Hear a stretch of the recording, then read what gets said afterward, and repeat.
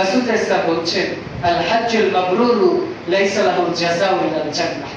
রাসূল ইসলাম বলছেন যে কারো যদি হজ কবুল হয়ে যায় তার প্রতিদান জান্নাত ছাড়া অন্য কিছু হতে পারে না। রাসূল ইসলাম আবার বলছেন সহিহ মুসলিমের বুখারীর 1521 নম্বর হাদিস যে কোন ব্যক্তি হজ্জে গিয়েছে ফালাম ইয়ারফুস ওয়ালাম ইয়াফসুক, হজ্জে যে অশ্লীল কোনো কথা বলে, অশ্লীল কোনো কাজ করে না।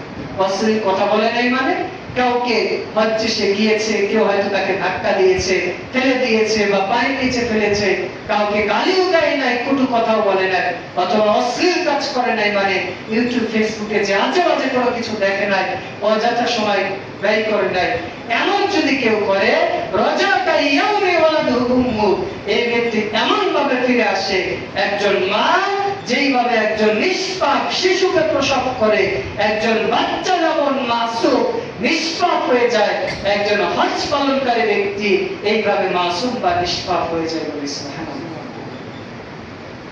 রাসূল সাল্লাল্লাহু বলছেন যে সাদা পরিষ্কার দুধ যেরকম স্বচ্ছ, ওর মধ্যে ময়লা আবর্জনা যেমন দেখা যায় না, একজন হজ পালনকারী হজ যখন কবুল হয়ে যায় তখন এই ব্যক্তি এমন মাসুম নিষ্পাপ হয়ে যায়, তার মধ্যে আর কোনো গুনাহ খাতা, কোনো পাপ বলতে আর কিছুই থাকে না। সুবহানাল্লাহ। রাসূল সাল্লাল্লাহু বলছেন সহিহ মুসলিমের 1331 নম্বর হাদিস, ইয়া আইয়ুহান নাস, হে মানুষেরা, কদ ফারাদা আলাইকুমুল হজ, তোমাদের উপর হজকে ফরজ করা হয়েছে, ফাহুজ্জু, অতএব তোমরা হজ পালন করো।